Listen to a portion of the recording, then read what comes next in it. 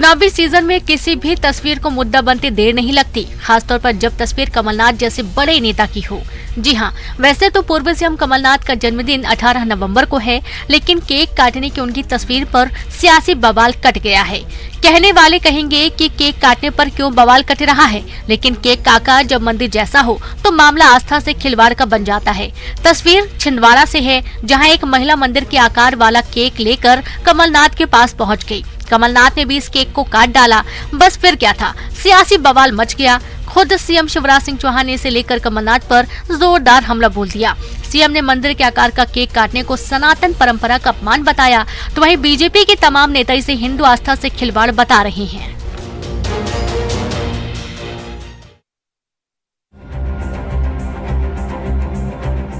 सीहोर के सलकनपुर में मां विजयासन देवी मंदिर में चोरी के 2 दिन बाद भी पुलिस के हाथ खाली हैं। अब घटना का सीसीटीवी फुटेज भी सामने आया है। इसके आधार पर 2 चोरों के फोटो जारी किए गए हैं। सीसीटीवी में साफ दिख रहा है कि कैसे चोर बेखौफ नोटों की बोरी ले जाते नजर आ रहे हैं।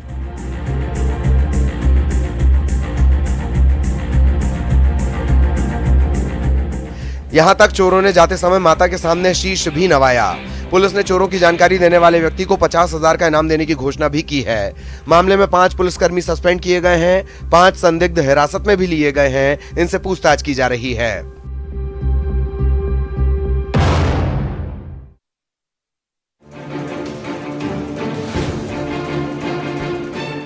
खरगोन के औद्योगिक इलाके निमरानी में नकली डीजल बनाने वाले बायोडीजल के पंप को तोड़ने की कार्रवाई की गई। पूरा मामला 11 नवंबर का है, जब प्रशासन की टीम एबी रोड स्थित बालाजी बायोडीजल पंप पहुंची थी। प्रशासन ने पंप समेत 4 स्थानों पर डीजल बनाने की फैक्ट्रियों पर छापे की कार्रवाई की थी। कार्रवाई में 9 सैंपल लेकर भोपाल भेजे गए थे। इसके बाद 4 की रिपोर्ट अमानक मिली है। अब रिपोर्ट मिलने के बाद प्रशासन भारी भरकम जेसीबी के साथ पहुंचा और नकली डीजल बनाने वाले बायोडीजल पंप को बुलडोजर से गिरा दिया गया।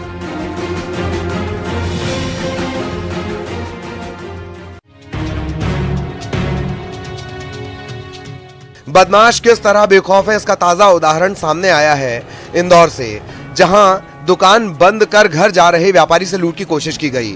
हाथ में पिस्टल लेकर लुटेरों ने युवक से लूट की कोशिश की। पूरा मामला कोतवाली थाना इलाके का बताया जा रहा है। यहां व्यापारी दुकान का शटर बंद कर घर जाने के लिए जैसे ही अपनी गाड़ी के पास पहुंचता है, वैसे ही मौके की ताक में खड़ा बदमाश बंदूक निकालता है और व्यापारी प्रकाश पंजवानी और उनके बेटे को धमकाने लगता है। बैग छीनने की कोशिश करता है। घटना का सीसीटीवी सामने आने के बाद पुलिस बदमाश की तलाश में जुट गई है।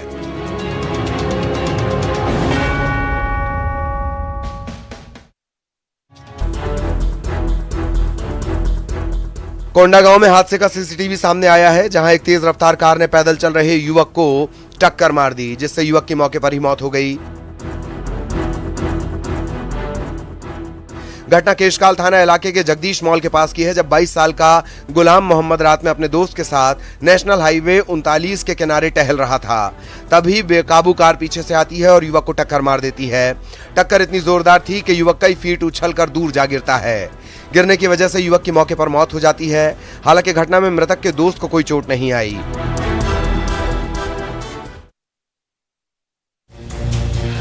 इंदौर के भंवरकुआं स्थित बीआरटीएस पर आई बस और एम्बुलेंस में जोरदार भिड़ंत हो गई। एम्बुलेंस बीआरटीएस लेन पर चल रही थी। हादसे में एम्बुलेंस का ड्राइवर और उसमें बैठे मरीज के परिजन घायल हो गए। एम्बुलेंस से सभी को एम्बाय लाया जा रहा था। पुलिस ने क्रेन की मदद से एम्बुलेंस को हटाकर आई बस के लिए रास्ता क्लियर किया। इधर घायलों को दूसरी एम्बुलेंस से एम्बाय अस्पताल भेजा गया। एसआई जयदीप राठौर के मुताबिक घटना देवी अहिल्या रोड के सामने बीआरटीएस की है। यहां एक तेज रफ्तार एम्बुलेंस सामने से आ रही आई बस में जा घुसी। हालांकि हादसे में आई बस में बैठे लोगों को गंभीर चोट नहीं आई, लेकिन एम्बुलेंस चला रहा ड्राइवर दिनेश और मरीज के एक परिजन विजय को चोट आई है। टक्कर के बाद आसपास के लोग तुरंत एम्बुलेंस के पास मदद के लिए पहुंचे। हादसे के चलते बीआरटीएस पर आवागमन कुछ देर के लिए बाधित रहा, जिससे पुलिस ने काफी देर बाद एम्बुलेंस को हटवाकर चालू करवाया।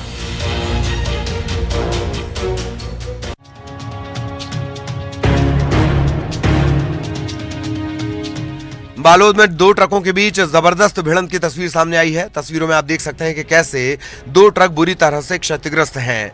ट्रकों की हालत देखकर ही हादसे की भयावहता का अंदाजा लगाया जा सकता है। दरअसल घटना डोंडी थाना इलाके के चौराहा पड़ाव की है, जहां 2 ट्रकों की टक्कर में एक ट्रक चालक की मौत हो गई। हादसे के बाद मृतक चालक 3 घंटे तक ट्रक में फंसा रहा।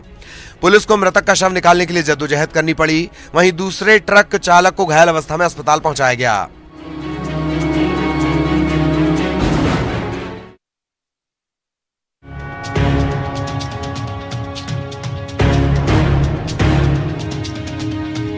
कांकेर से सड़क पर भालू की चहलकदमी की तस्वीर सोशल मीडिया पर तेजी से वायरल हो रही है।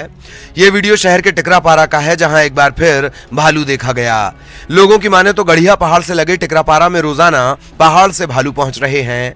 शाम होते ही वन्य प्राणी भोजन की तलाश में रिहायशी इलाके में पहुंचते हैं।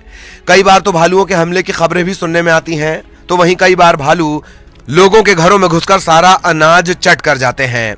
शहरी और ग्रामीण इलाकों से भालू के दिखने के वीडियो अब सोशल मीडिया पर लगातार साझा किए जा रहे हैं।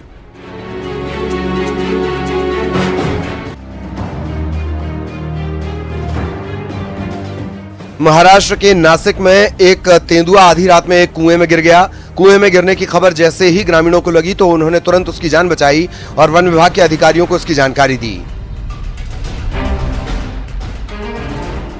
मामला नासिक के जाखोरी गांव का है। यहां आधी रात में जब तेंदुआ कुएं में गिरा तो काफी देर तक छटपटाता रहा।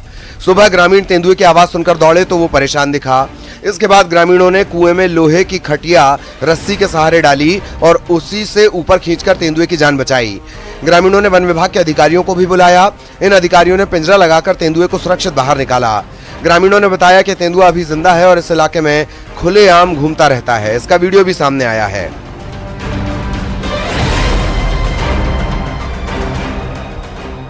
जौरा तहसील के रूनीपुर गांव में बाघ दिखने से ग्रामीणों में हड़कंप मच गया। ग्रामीणों के मुताबिक तड़के 5 बजे के आसपास गांव में बाघ का मूवमेंट देखा गया। इसी दौरान बाघ ने एक युवक पर हमला भी किया। हमले में युवक बुरी तरह घायल हो गया है। घायल युवक को फिलहाल ग्वालियर रेफर किया गया। वहीं घटना के बाद ग्रामीणों ने वन विभाग को इसकी सूचना दी। इसके बाद वन विभाग की टीम मौके पर पहुंची है और बाघ की तलाश शुरू कर दी गई है।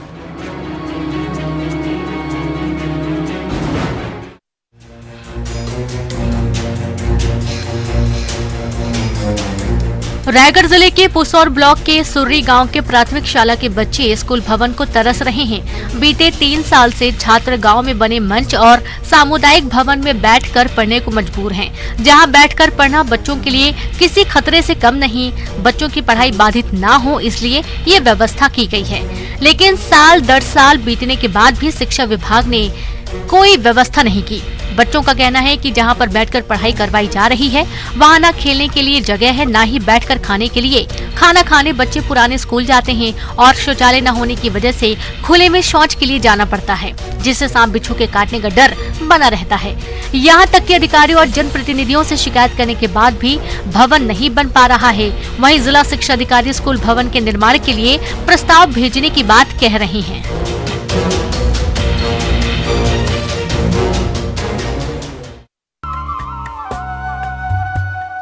धार्मिक नगरी अवंतिका उज्जैनी में हर एक पर्व का अपना ही एक अलग महत्व और आनंद है।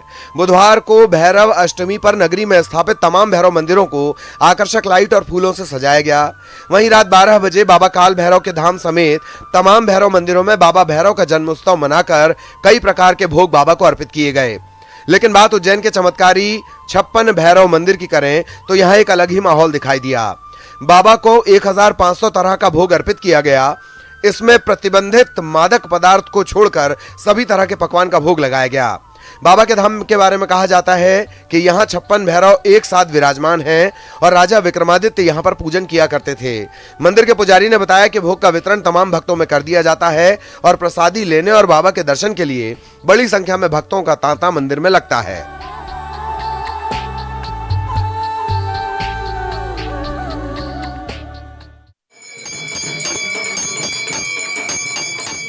आरती करते पुजारी, 56 भोग के साथ सजा भगवान का गर्भगृह और मंदिर में लगा भक्तों का दरबार। ये मनमोहक नजारा है खरगोन के कुंदा नदी के तट पर बसे ऐतिहासिक काल भैरव मंदिर का। यहाँ भगवान काल भैरव का जन्मोत्सव बड़े धूमधाम से मनाया गया। इसी दौरान श्रद्धालुओं की भारी भीड़ देखी गई। जन्मोत्सव के दौरान भगवान को 56 व्यंजनों का भोग लगाया गया। महाआरती के साथ आतिशबाजी भी की गई। इस दौरान भक्तों ने भजन संध्या का भी आयोजन किया। भजन संध्या के साथ साथ भगवान काल भैरव का विशेष रुद्राभिषेक भी किया गया। भगवान के जन्मोत्सव के चलते मंदिर में सुबह से भक्तों का तांता लगा रहा।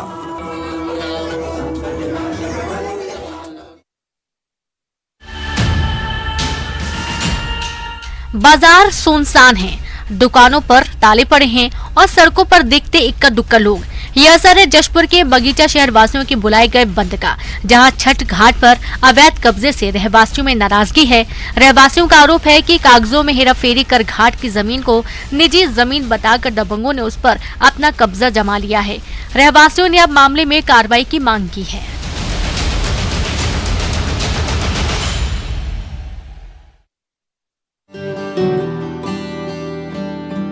स्कूल यूनिफॉर्म में दिख रहे इन बच्चों को कोई पनिशमेंट नहीं मिली है, बल्कि ये बच्चे एसपी को फर्राटेदार तरीके से 2 एकम 2, 2 दूनी 4 का पहाड़ा सुना रहे हैं।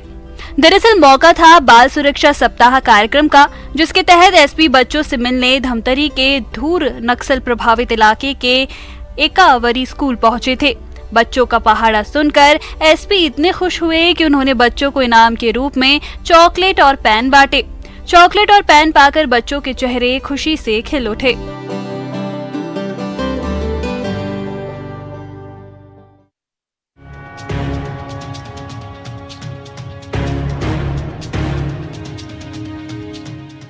जशपुर जिले में ट्रीमैन के नाम से मशहूर पर्यावरण प्रेमी शिवानंद मिश्रा का निधन हो गया। जशपुर स्थित अपने निवास पर शिवानंद मिश्रा ने 81 साल की उम्र में आखिरी सांस ली। उनका अंतिम संस्कार जिला मुख्यालय के मुक्तिधाम में किया जाएगा। आपको बता दें कि शिवानंद मिश्रा ने अब तक लाखों पौधों को रोपकर लोगों को पर्यावरण के प्रति जागरूक करने का काम किया है। शिवानंद मिश्रा अपनी पेंशन से पौधरोपण करते थे और उनके बढ़ने तक देखभाल का सारा खर्च खुद उठाते थे। केंद्र और राज्य सरकार ने ट्रीमैन यानी शिवानंद मिश्रा को उनके इस काम के लिए सम्मानित भी किया था। शिवानंद मिश्रा ने वृक्षारोपण के लिए सारी जिंदगी काम किया।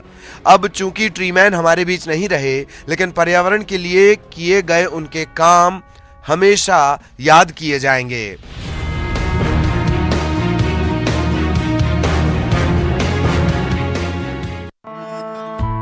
प्रतियोगिता के बारे में क्या आप फ्री शिक्षा की सुविधा के बारे में सोच सकते हैं? जवाब होगा बिल्कुल नहीं। फिर भी समाज में संवेदनशील लोगों की कमी नहीं जो इस दिशा में काम भी करते हैं। कोरबा के रेलवे स्टेशन इलाके में संचालित हो रहा मंजिल गुरुकुल संस्थान इसी का उदाहरण है। साल 2015 में तत्कालीन ARM अवधेश त्रिवेदी ने इसकी स्थापना की। तब से अब तक रेल अधिकारी और कर्मचारी गरीब बच्चों को निःशुल्क शिक्षा देने का काम कर रहे हैं। वर्तमान में यहाँ 40 छात्र पढ़ रहे हैं जो विभिन्न इलाकों से आते हैं। प्रतिस्पर्धा के दौर में कोचिंग संस्थान गला काट कारोबार में लगे हैं। आर्थिक रूप से सक्षम वर्ग प्रतियोगी परीक्षाओं के लिए तैयारियों के लिए कड़ी मेहनत के साथ साथ महंगी फीस कोचिंग संस्थानों पर खर्च करते हैं, लेकिन गरीब के लिए ये केवल सपना है। इसी दिशा में समाज सेवा के उद्देश्य के साथ शुरू की गई मंजिल गुरुकुल बच्चों की जिंदगी संवारने के साथ सही मंजिल तक पहुंचाने की जिम्मेदारी बखूबी निभा रही है।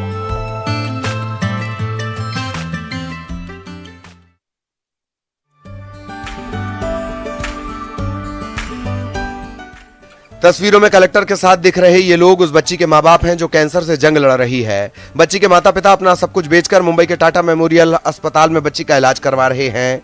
दरअसल ये तस्वीर बलरामपुर से सामने आई है, जहां कलेक्टर की पहल पर कर्मचारियों और अधिकारियों ने स्वेच्छा से लगभग 3,29,000 रुपए इकट्ठा कर बच्ची के इलाज के लिए दिए हैं।